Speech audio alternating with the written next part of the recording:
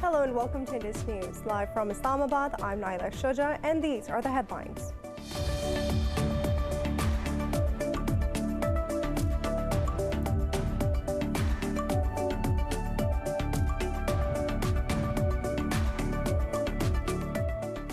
Indian troops have martyred 4 civilians in occupied Jammu and Kashmir Shopian district. The youths were targeted during a violent cordon and search operation in Manihal area of the district. The operation was going on until the last reports came in.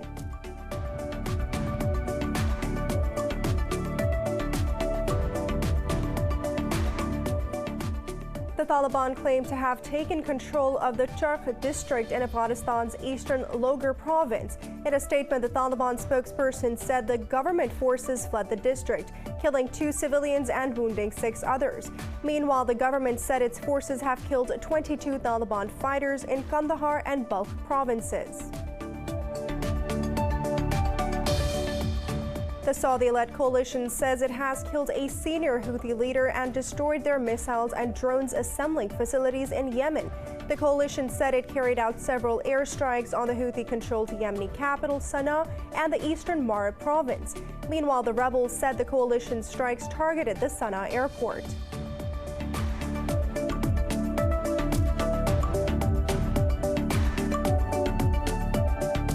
India has reported this year's highest COVID-19 death and infections for a second day in a row. The Indian Health Ministry says 212 people lost their lives to the virus and nearly 47,000 tested positive in a day. Pakistan has registered more than 3,600 new cases and 20 more deaths overnight, pushing the toll over 13,800. Globally, the virus has claimed over 2.7 million lives and infected more than 123 million people.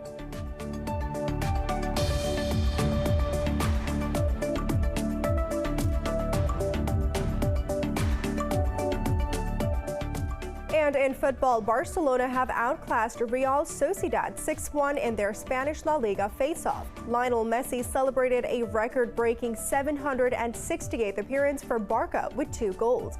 The win takes Barca back to the second place on the table with 62 points, 2 clear of third-placed arch-rivals Real Madrid.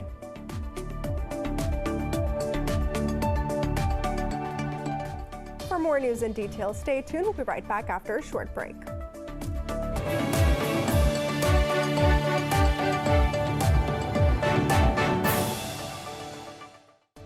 Welcome back. Indian troops have martyred 4 civilians in occupied Jammu and Kashmir Shopian district.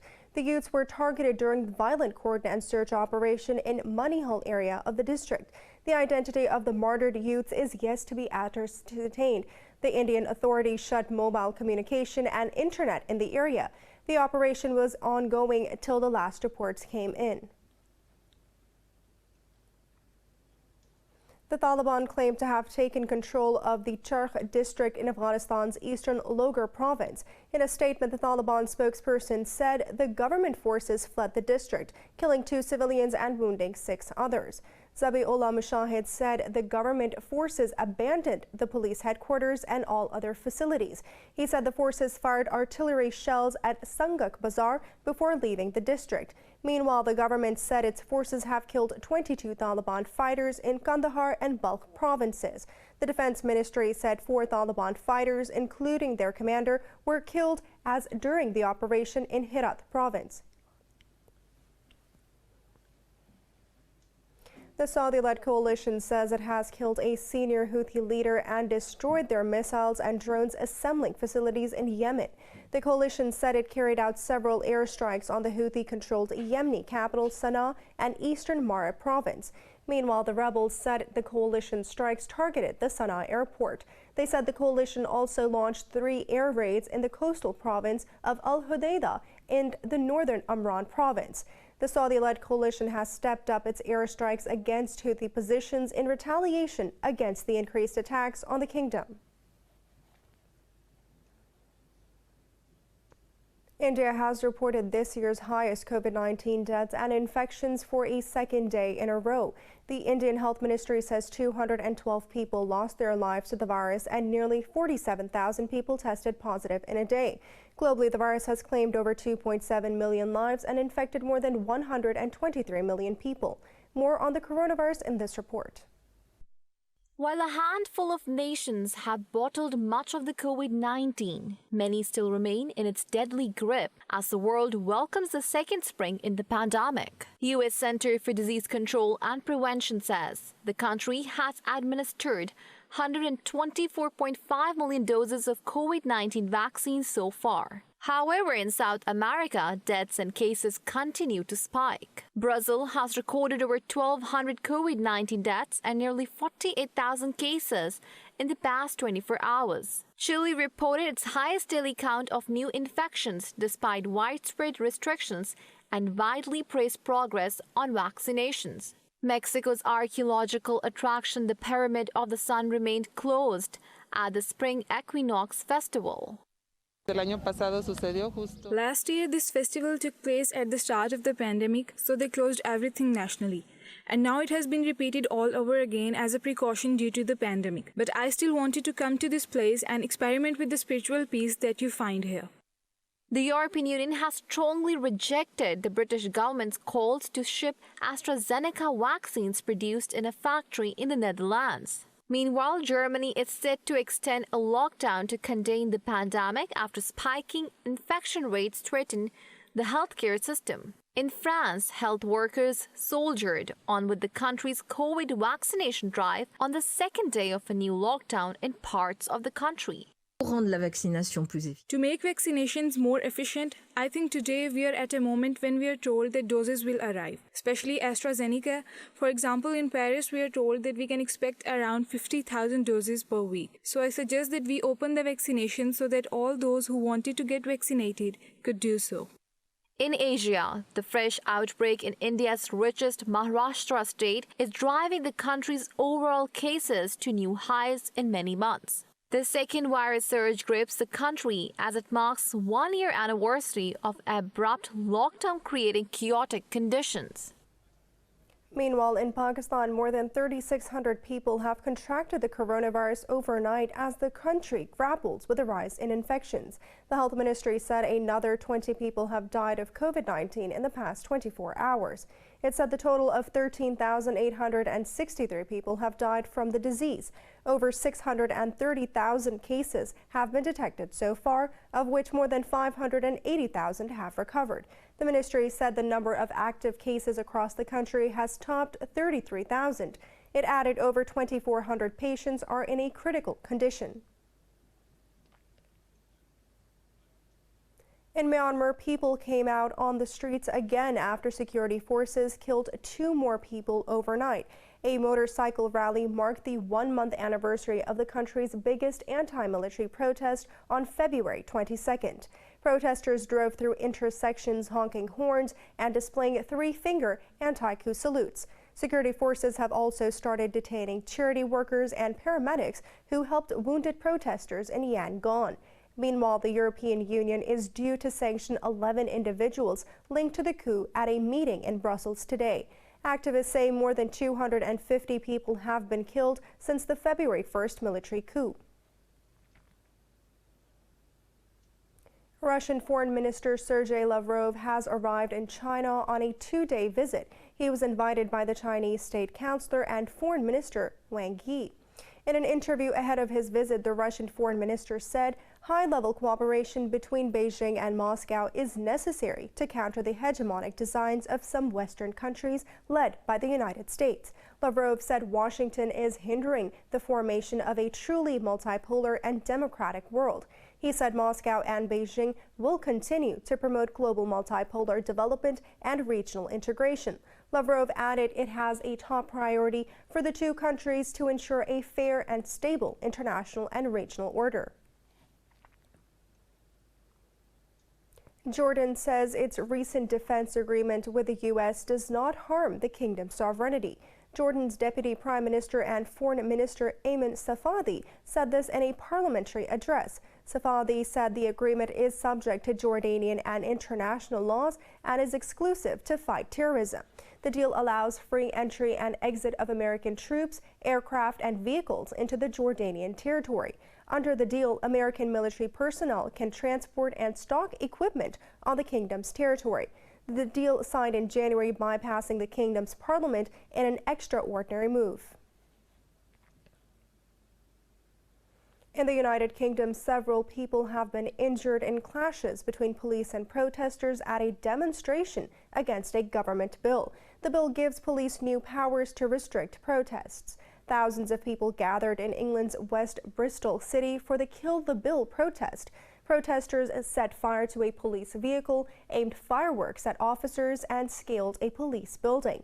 Police said a few hundred people resorted to violence following a peaceful rally and attacked the security personnel.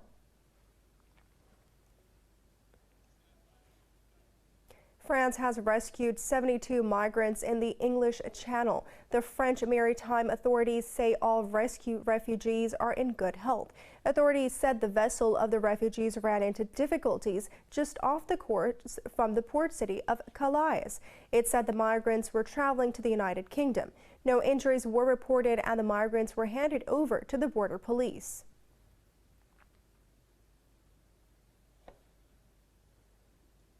Former U.S. President Donald Trump is set to return to social media with his own platform in the next 2 to 3 months. In an interview, Trump's advisor Jason Miller said the new platform will completely redefine the game. Miller said it will be the hottest ticket in social media. He noted that the former president already had high-powered meetings with various teams regarding the venture. Miller predicted that Trump will draw tens of millions of people to his massive platform. The former president was suspended from Twitter and Facebook following January's deadly riots at the U.S. Capitol in Washington. Unrelenting rain in Australia's most populous state of New South Wales has worsened the country's once-in-a-century flooding. More on the devastating floods in this report. Torrential rains have lashed Australia's southeast again, forcing thousands to evacuate their homes. The government has declared a natural disaster in large swathes of New South Wales. Over the course of this event, we've seen some really intense rainfall rates, and it's fallen on some very wet catchments. And we've seen some increased flooding and some pretty catastrophic impacts across eastern New South Wales. The flooding has forced 18,000 people to evacuate and shuttered hundreds of schools. The disaster has paralysed rail deliveries and left much of the livestock dead. This has been a very significant flood event for New South Wales. I've been a flood forecaster in the Bureau for 20 years, and this is probably the worst flooding that I've experienced and I've had to forecast. Millions of residents have been told to avoid travel and work from home after some hard-hit areas received 10 inches of rain in a day. A severe flood warning has been issued for large parts of the state as well as neighbouring Queensland. The wild weather is expected to continue in the upcoming week. Mexico has deployed helicopters and soldiers to help firefighters battle dozens of raging wildfires in the northern state of Nuevo León. Officials say the country registered 50 fires across 12 states on Sunday alone. They say the raging wildfires burned through thousands of hectares of prime forest. The Cumbres de Montanari National Park in Sierra de Santiago remains one of the worst affected. The hot and dry weather has been blamed for the increase in wildfires. Last year, Mexico registered 5,583 wildfires, affecting nearly 310 hectares of grassland.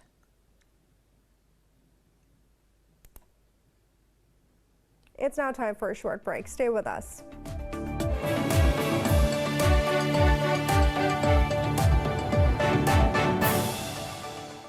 Welcome back. In China, a series of valuable discoveries from the SANXINGDUI ruin site have been shed light on the diverse origin of the Chinese civilization. More in this report. Back in 1986, more than 1,000 treasures were discovered in 2 sacrificial pits at SANXINGDUI. From November 2019 to May 2020, 6 new sacrificial pits of SANXINGDUI were found.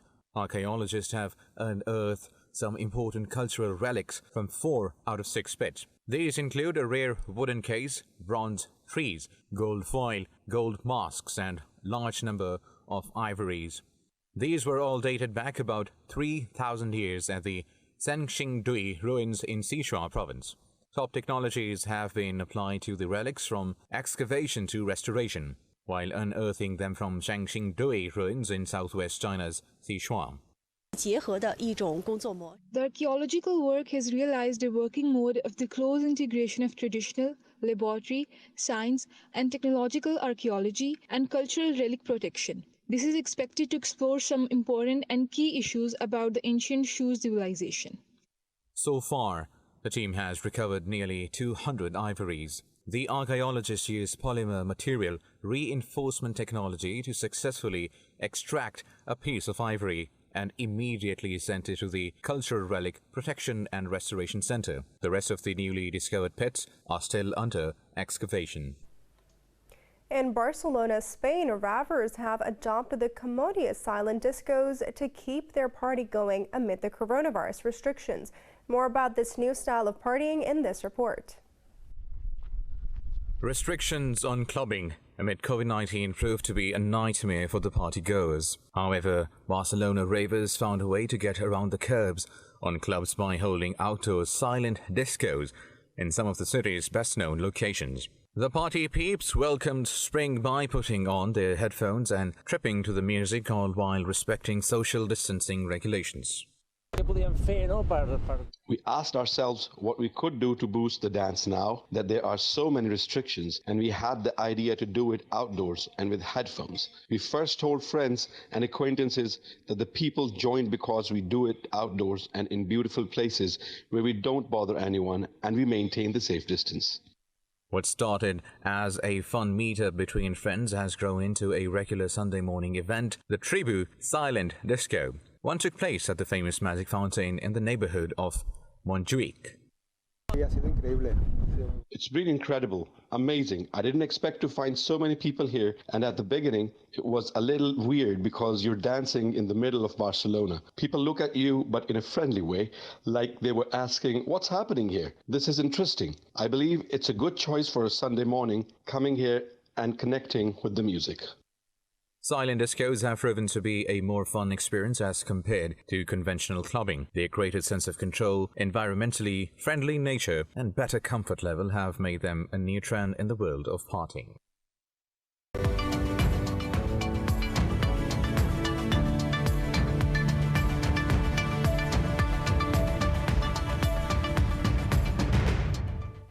European markets have retreated as investors respond to a pullback in Treasury yields at the start of the week.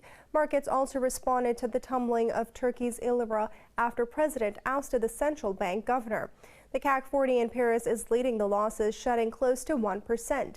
London's FTSE has also lost nearly 0.5%. The Pan-European Stock 600, Frankfurt's DAX, and Italy's FTSE MIB have all slipped marginally. Earlier, Asian markets traded mixed with Japanese stocks and Seoul's Kospi's shedding, while mainland Chinese, Hong Kong, and Australian shares gained.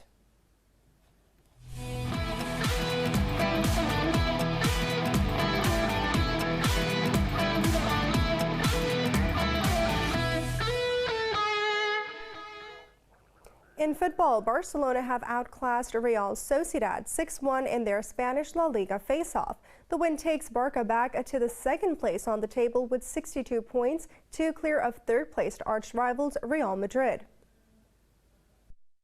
Lionel Messi celebrated a record-breaking 768 appearance for Barca with 2 goals. In another fixture, leaders Atletico Madrid beat Alaves 1-0 to go 4 points clear atop league. Luis Suarez scored his 500th career goal, heading home Kieran Trippier's cross in the second half. Meanwhile, Leicester City reached their first FA Cup semi-final with a fully deserved 3-win over Manchester United. Brendan Rodgers' side will now face Southampton at Wembley in the semi-final. Chelsea also moved into the competition semi-finals after beating Sheffield United 2-0 at home. In English Premier League, Tottenham Hotspur downed Aston Villa 2-0, while Arsenal drew West Ham United 3-3.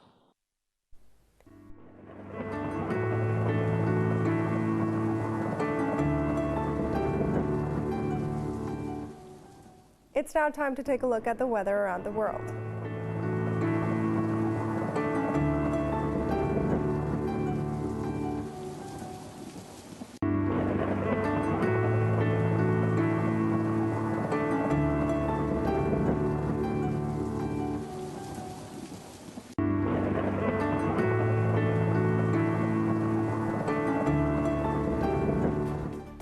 For the latest news updates, you can follow us on our social media at Indus.News.